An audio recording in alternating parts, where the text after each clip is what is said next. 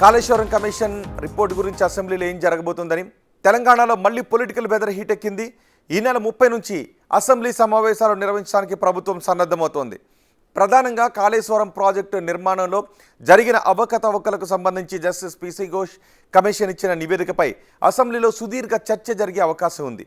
ఈ నెల 29న తెలంగాణ కేబినెట్ సమావేశం కాబోతోంది. ఆ తర్వాతి రోజు నుంచే అసెంబ్లీ సమావేశాలు నిర్వహించాలి అని నిర్ణయించినట్టుగా తెలుస్తోంది. ఈ సమావేశాల్లోనే ఇటీవల మృతి చెందిన జూబ్లీహిల్స్ ఎమ్మెల్యే మాగంటి గోపీనాథ్కు సంతాపం ప్రకటించనున్నారు. అదేవిధంగా డిప్యూటీ స్పీకర్ని ఎంపిక చేయనున్నారు. ప్రధానంగా కాళేశ్వరం కమిషన్ రిపోర్టుపైనే చర్చ జరిగే అవకాశం ఉంది. అయితే ఈ సమావేశాలకు కేసీఆర్ వస్తారా, కాళేశ్వరం రిపోర్ట్లో ఉన్న అంశాలపై మాట్లాడతారా, తనపై వచ్చిన ఆరోపణలకు ఎలాంటి సమాధానం చెబుతారు అనే ఉత్కంఠ కనిపిస్తోంది.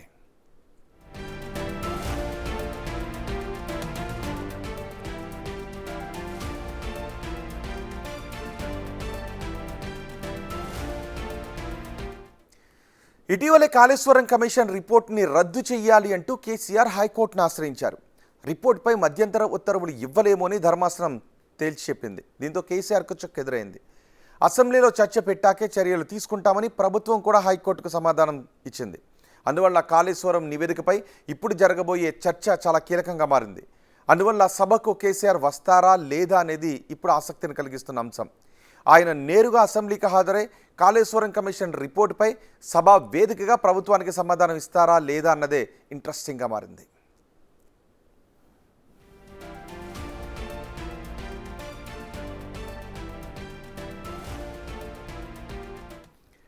కాంగ్రెస్ ప్రభుత్వం మాత్రం కమిషన్ రిపోర్ట్ని అసెంబ్లీ సమావేశాల్లో పెట్టి ప్రజల ముందు ఉంచి బీఆర్ఎస్ హయాంలో జరిగిన అవకతవకలను బహిర్గతం చేయాలనుకుంటోంది. సీఎం రేవంత్ రెడ్డి సహా ఇతర మంత్రులంతా ఈ అంశంపై మాట్లాడటానికి సిద్ధంగా ఉన్నారు. కాళేశ్వరం ప్రాజెక్టు నిర్మాణం, నిధుల వినియోగం, ప్రాజెక్టులోని పిల్లర్లు కుంగడం లాంటి అంశాలపై ప్రభుత్వం వివరణ ఇచ్చే అవకాశం ఉంది. దీనికి కేసీఆర్ నుంచి సమాధానం వస్తుందా రాదా అన్న దానిపైనే చర్చ మొదలైంది. అసెంబ్లీలో చర్చ తర్వాత ఈ వ్యవహారం కీలక మలుపులు తీసుకునే అవకాశం ఉందనే వాదనలు కూడా వినిపిస్తున్నాయి.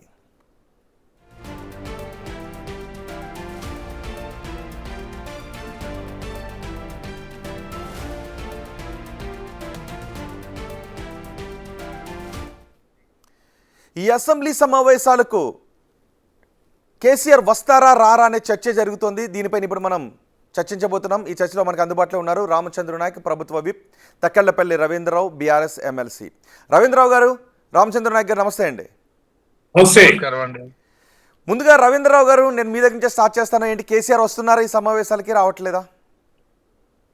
గుడ్ ఈవినింగ్ రోహిత్ గారు, మీకు బిగ్ టీవీ ప్రేక్షకులకి గుడ్ ఈవినింగ్. ఎమ్మెల్యే గారు రామచంద్ర నాయక్ గారికి నమస్కారాలు. ఈ యొక్క కమిషన్ నివేదికను మేము కోర్టులో సవాల్ చేసాం. కోర్టులో కేసు పెండింగ్ ఉంది. దీనికి సంబంధించి మాకు చాలా అభ్యంతరాలు ఉన్నాయి. చట్టపరంగా వ్యవహరించని ఈ నివేదిక కేవలం రాజకీయ లక్ష్యంతో కూడుకున్న ఈ కమిషన్ యొక్క వ్యవహార శైలి మాకు అభ్యంతరకరం. చట్టపరంగా వ్యవహరించని ఈ కమిషన్ పైన మేము చట్టపరంగా ఖచ్చితంగా కొట్లాడి తీద్దాం. ఈ చట్టపరంగా జరగని ఈ నివేదికను మేము ఎలా అంటున్నామంటే 1972 సంవత్సరంలో ఏర్పడ్డ ఈ చట్టానికి సవరణ తర్వాత 71లో 8B 8C అనే ఒక సెక్షన్స్ ని విధించారు. దీని ప్రకారం కమిషన్ ఆఫ్ ఎంక్వైరీస్ లో ఎవరినైతే వ్యక్తిగా ముద్దాయిగా చిత్రీకరిస్తారో లేదా వారిపైన విచారణ అనేది చేస్తారో వారికి వాదించుకునే అవకాశం, క్రాస్ ఎగ్జామినేషన్ చేసుకునే అవకాశం చట్టం కల్పించింది. ఈ కమిషన్ అవకాశాన్ని కల్పించలే. 8B 8C ప్రకారం నోటీసులు ఇవ్వలే కనుక చట్ట ప్రకారం వ్యవహరించలే. తాను విచారించిన అనేక మంది సాక్షుల్లో భాగంగా 119 మంది ఏదో సాక్షులు పిలిచినట్టుంది. దాంట్లో భాగంగానే హరీష్ రావు గారిని కానీ, కేసీఆర్ గారిని కానీ, ఈటల రాజేంద్ర గారిని కానీ సాక్షులుగా అంటే రవీంద్రరావు గారు మరి దాన్ని ఆ అంశాన్ని ఇప్పుడెందుకు లేవనెత్తుతున్నారు? ఆల్రెడీ కేసీఆర్ కూడా విచారణ కమిషన్ ముందు హాజరయ్యారు. అందరి ముందు కాకుండా ఏకాంతంగానే నేను సమాధానం చెబుతాను అన్నారు. ఆయన మాట్లాడారు, కమిషన్ రిపోర్ట్ ఇచ్చేసింది. మళ్ళీ ఇప్పుడు ఆ విషయం గురించి ఎందుకు ప్రస్తావిస్తున్నారు? రోహిత్ గారు, commissioner of enquiries commission notice ఇచ్చింది ఏంది, మీరు విట్నెస్ రండి, మేము అడిగిన దానికి చెప్పండి అని అన్నారు.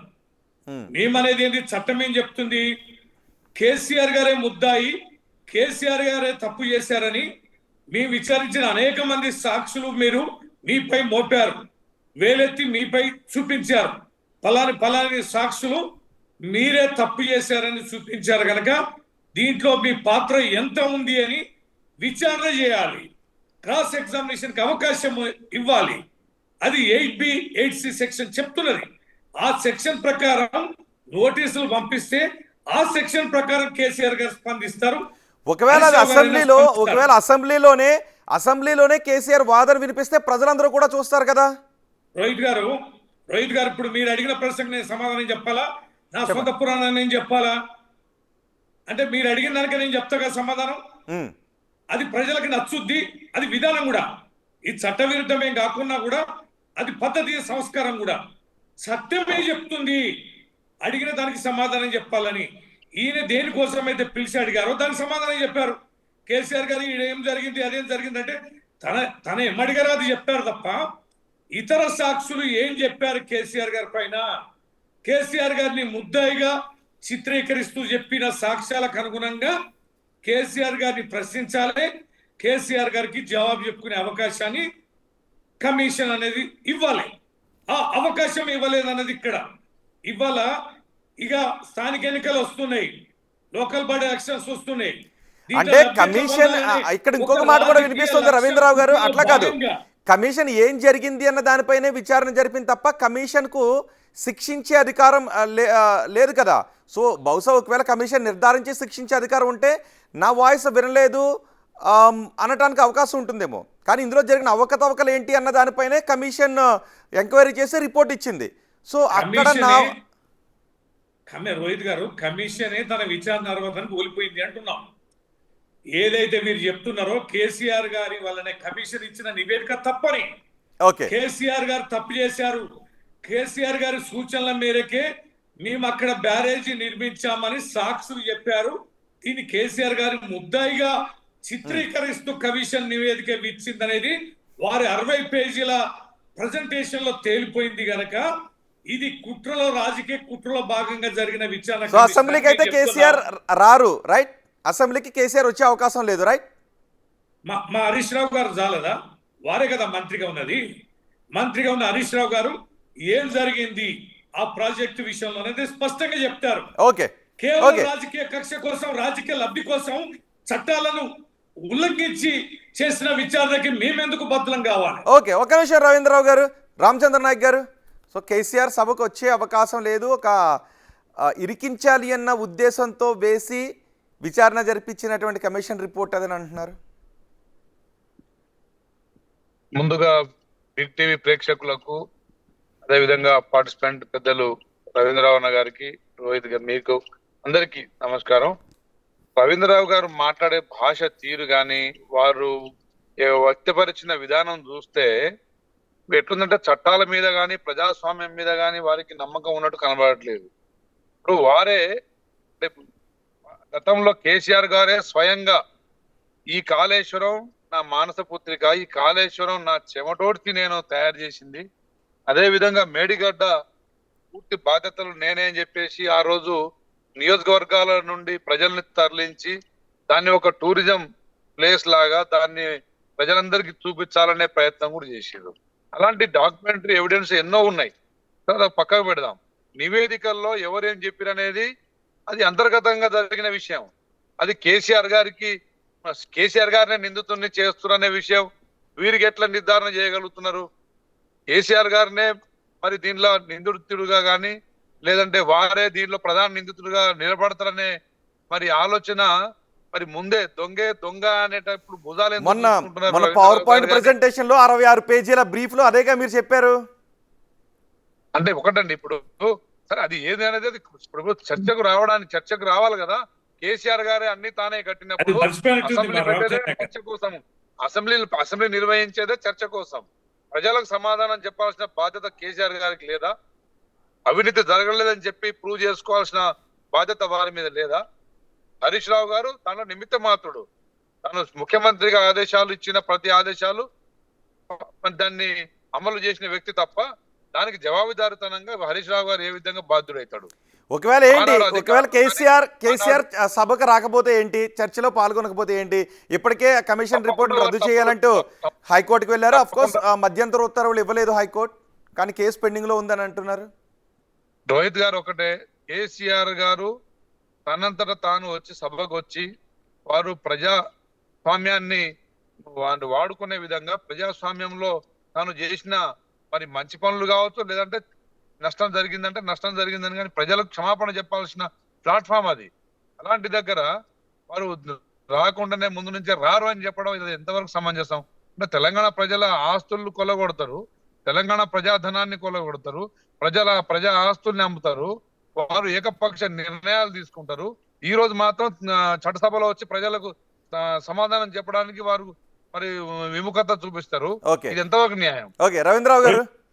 రోహిత్ గారు, ఇప్పుడు ఎంత దుర్మార్గంగా వీరి భాష ఉందనేది మీకు అర్థమైంది.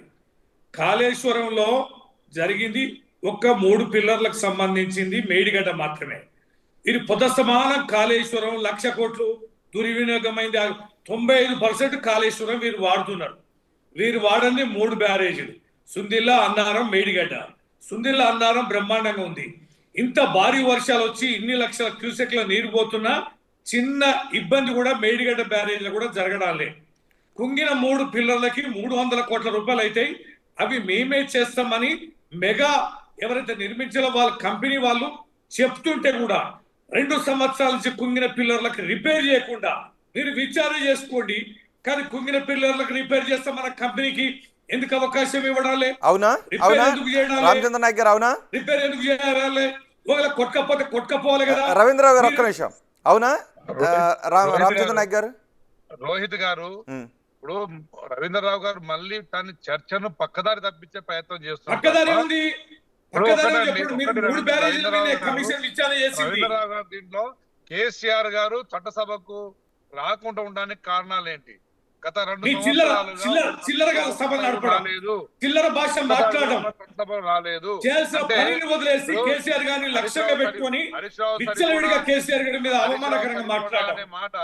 హరీష్ రావు గారు సరిపోరా అనే మాట ఎంతవరకు అది న్యాయం? ఇప్పుడు ఒక పౌరుడుగా అడిగే హక్కులు మన తెలంగాణ పౌరులకు ఉంటది. సమాధానం చెప్పాల్సిన బాధ్యత మరి కేసీఆర్ గారు గత 10 సంవత్సరాలు ముఖ్యమంత్రిగా బాధ్యతలు తీసుకున్న వ్యక్తిగా వారి హయాంలో జరిగింది ఇది, వాస్తవాలు ఏందనేది చెప్పాల్సిన బాధ్యత వారికి ఉంటది.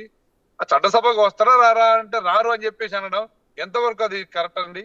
కరెక్ట్. తెలంగాణ అవమానించే కదా రవీంద్రరావు గారు, ప్రజాస్వామ్యాన్ని చట్టసభలకు రావని చెప్పడం అంటే రాజ్యాంగాన్ని, చట్టసభలను అవమానించడం, ప్రజాస్వామ్యాన్ని అవమానించడమే కదా అని అంటున్నారు. ఒక్కసారి కూడా సభకు రాలేదు, ఒక్కసారి కూడా చర్చ జరగలేదు. ఒకసారి సభకు వచ్చి వివరణ ఇచ్చి చర్చలో ఏం జరుగుతుందో చూస్తేనే కదా ప్రజలకు కూడా తెలిసేది.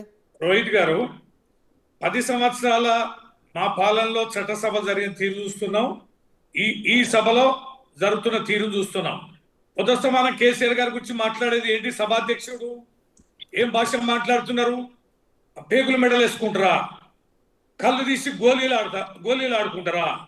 లాగుల తొండలు వదులుతామనే భాష మాట్లాడుతున్న మా కేటీఆర్ గారు, హరీష్ రావు గారి పైన. కానీ అది కాదు రవీంద్రరావు గారు, ఒకవేళ కేసీఆర్ వెళ్ళేది రేవంత్ రెడ్డి ఇంటికి కాదు కదా, చట్టసభకి కదా. సో చట్టసభకి వెళ్ళటం అనేది ఎమ్మెల్యే హక్కు, వెళ్ళేది రేవంత్ రెడ్డి ఇంటికి కాదు కదా. ఖచ్చితంగా చట్టసభలో మా పార్టీ ప్రతినిధులుగా మా పార్టీ వాదాన్ని వినిపిస్తున్నామా, పారిపోతున్నామా? మేమే చట్టసభని బహిష్కరించలేదే. ఆరోగ్య రీత్యానా లేదా ఇతర కారణాల వలన మీరు అవమానపరుస్తున్న తీరున కేసీఆర్ గారు ఈ ఇబ్బంది నుండి రాలేకపోవచ్చు. కానీ మీకు జవాబు చెప్తున్నాం, మీ ముందు నిలబడుతున్నాం, మిమ్మల్ని ప్రశ్నిస్తున్నాం. చట్టసభలో మీరు చేస్తున్నది ఏంటి? గొంతు నొక్కుతున్నారు, బైకులు ఎన్నిసార్లు కట్ చేస్తున్నారు. ఒక్కొక్క మా ప్రతినిధి మాట్లాడుతున్నప్పుడు 20 సార్లు 30 సార్లు కట్ చేయడం, ఎన్నిసార్లు మంత్రులు ఇంటర్ఫియర్ కావడం అనేది ఇది అరాచకవాదం. నిజానికి మైకులు ఆఫ్ చేయడం అనేది, మైకులు ఆఫ్ చేయడం లేదంటే మాట్లాడడానికి అవకాశం ఇవ్వడం, పరిమిత సమయంలో ఇవ్వడం ప్రతి చట్టసభలోనూ జరిగేది అదే. అధికార విపక్షాల మధ్య ఇవే ఆరోపణలు ఉంటాయి. కానీ అసలు చట్టసభకు కేసీఆర్ వచ్చి చర్చలో పాల్గొంటే రామచంద్ర నాయక్ గారు, రవీంద్రరావు గారు ఒకటి వారు చెప్పేవన్నీ అవాస్తవాలు. మన ప్రభుత్వం రేవంత్ రెడ్డి గారి ముఖ్యమంత్రిగా పగ్గాలు చేపట్టిన తర్వాత ఉమ్మడి ఆంధ్రప్రదేశ్ లో నడిచినట్టుగా అసెంబ్లీ సెషన్ ని సుదీర్ఘంగా రాత్రి తెల్లవారి దాకా 4 వరకు అసెంబ్లీ నడిపించిన ఘనత మన ప్రజా ప్రభుత్వాన్ని. ప్రతి సభ్యుడిని మాట్లాడనిచ్చే అవకాశం మన స్పీకర్ గడ్డ ప్రసాద్ గారు రికార్డ్స్ ఉన్నాయి కదా, రికార్డ్స్ ఉన్నాయి కదా రామచంద్ర నాయక్ గారు. గతంలో అసెంబ్లీ రికార్డ్స్ ఉన్నాయి కదా, మీరు ఎట్లా వ్యవహరిస్తున్నారు గతంలో వారిని రవీంద్రరావు అన్న ఒక్క నిమిషం. గతంలో టిఆర్ఎస్ హయాంలో ఎమ్మెల్యేలు ప్రతిపక్ష పార్టీలు ఉండొద్దని చెప్పి ప్రతిపక్ష ఎమ్మెల్యేలని కొనుగోలు చేసుకొని తర్వాత ఉన్న మిగిలిన 4-5 కూడా మరి మార్షల్స్ ద్వారా బయట మొదటి రోజే సభ ప్రారంభించిన గంటలనే వారిని బయట మార్షల్స్ ద్వారా బయట బహిష్కరించి వీరు కావాల్సిన బిల్లులన్నీ పాస్ చేసుకుంటూ పోయిన అరాచకం నియంత కేసీఆర్ గారు. అలాంటి వ్యక్తి ఈ రోజు చట్టసభలో అసలు అడుగు పెట్టకపోవడానికి కారణం ఏంటి? మరి అలాంటప్పుడు ఆయన సభ్యుడిగా మీరు అవమానిస్తున్నారు అని అంటున్నారు, మీరు అవమానకరంగా మాట్లాడుతున్నారు కాబట్టి రావట్లేదు అంటున్నారు. వారి గౌరవానికి ఎలాంటి భంగం కలగనీయనని చెప్పారు ముఖ్యమంత్రి గారే స్వయంగా. వారు వచ్చి ప్రజలకు సమాధానం చెప్పుకునే వెసులుబాటు ప్రజాస్వామికంగా. అంటే ఇప్పుడు ఒకటండి, అవమానిస్తున్నామని చెప్పేసి మరి రాజీనామా చేయమనండి. మరి ఇప్పుడు సభ్యత్వం అంటే సభలో అవమానం జరుగుతూ ఉన్నప్పుడు నేను సభకి రాను అని రాకుండా వెళ్ళిపోయిన సందర్భాలు చాలా ఉన్నాయి. చాలా ప్రతిపక్ష నాయకులు చేసిన సందర్భాలు ఉన్నాయి, కానీ వాళ్ళందరూ రాజీనామా చేయలేదుగా. రోహిత్ గారు ఇప్పుడు ఒకటండి, అవమానం ఇప్పుడు చిన్న పిల్లలు చెప్పినట్టు చెప్తే అవమాని ఎవరు అవమానిస్తున్నారు? సభ్యులకు ప్రతి ఒక్కరికి మాట్లాడే అవకాశం. మరి ఎందుకు రావట్లేదు అనుకుంటున్నారు? కేసీఆర్ రామచంద్ర నాయక్ గారు కేసీఆర్ సభకి ఎందుకు రావట్లేదు అని అనుకుంటున్నారు మీరు? వారు చేసిన తప్పిదాలు తెలంగాణ ప్రజానీకానికి తెలిసినాయి. వారు ఇచ్చిన ఫలితం. ఓకే, రవీంద్రరావు గారు. రోహిత్ గారు ఈ మధ్యనే ముఖ్యమంత్రి గారు మాట్లాడి ప్రజల ముందు మొహం చెల్లించలేక చెప్పలేక కింద వారికి వదిలేసి వారు మంచిగా ఫామ్ హౌస్ లో రెస్ట్ తీసుకుంటున్నారు. ఇప్పుడు ఒకటండి రోహిత్ గారు, ఆడ అసెంబ్లీ నడుస్తుంటే నల్లగొండలో పోయి బహిరంగ సభ పెడతారు. అసెంబ్లీ అయిపోగానే ఆడ హన్మకొండలో మరి ఎర్రవల్లిలో అక్కడ ఒక దాదాపు 5 లక్షల మంది బహిరంగ సభలకు పోగలిగే వ్యక్తి ఆరోగ్యపరంగా మంచిగా ఉన్నట్టు లెక్క కదా. ఆరోగ్యంగా ఉన్న వ్యక్తి ప్రజలకు సమాధానం చెప్పాల్సిన బాధ్యత. నేను గమనించిన వరకు గత 25 సంవత్సరాల రాజకీయంలో కేసీఆర్ గారు కేంద్ర మంత్రిగా ఉన్నప్పుడు కూడా ఎప్పుడు పార్లమెంట్ పోలేదు. తెలంగాణ బిల్లు వచ్చిన రోజు కూడా వారు పార్లమెంట్ లో లేరు. అదే విధంగా వారి పవర్ లో అధికారంలో ఉంటే మాత్రమే వారు చట్టసభలో ఉంటారు.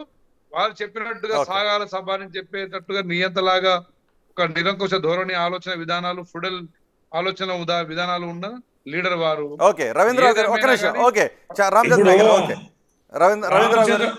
రామచంద్ర నాయక్ గారు ఇది మొదటిసారి ఎమ్మెల్యేగా అయింది.